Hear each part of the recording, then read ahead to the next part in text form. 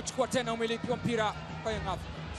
Ibra Baka wameyafanya makosa Loemba, lakini Djigui Diarra anatokea na kuja kusawazisha makosa aliyofanya mlinzi wake Ibra Baka.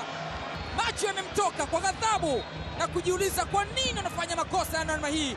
Walinzi wa Young Africans alipiga kiduchu kile, pressing ile ikamfanya apoteze mpira, lakini Djigui Diarra yuko pale na anaondosha kwa ukali, akiwaelekeza nini ambacho wanatakiwa kuendelea kufanya. Ndani washambuliaji wa Young Africans, anaekewa Depu nyuma ya mgongo wa Rushen Deriek. Depu! Kazi bora ameifanya Depu, na kazi bora kwa Simba ameifanya Mamadou Tanja Kasali. What a strike kutoka kwa superstar Laurindo Aurelio Depu. Nafasi imetengenezwa kutokea bench na shuti ambalo limetoka mguu wa kulia kutoka kwa Depu, akituma salamu kwa Tanja Kasali. Itakuwaje? Hii ni dabi ambayo siku zote imekuwa na ladha ya kipekee. Anaondoka Libase Geye na mpira. Libase ameutema Djigui Diarra, umerejea kwenye miguu ya Chama. Nakatwa tena pasi, anaondosha Shadrack Boka.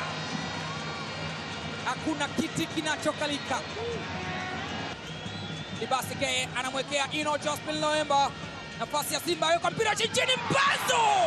Bakhil ile imekataa. Imekataa Bakhil ya Elie Mpanzu baada ya kutoa pasi ya kimiujiza. Anataka kufunga goli la kimiujiza Elie Mpanzu Kibisawala kutokana na krosi ya Ino Loemba, lakini alikuwa macho, screen protector. Bila shaka inazunguka ile nafasi aliyokosa. Libase Geye anaingia. Libase anakataa Djigui Diarra. Bado Libase Geye anapambana, lakini mpambano wake umewekwa ukingoni na Djigui Diarra.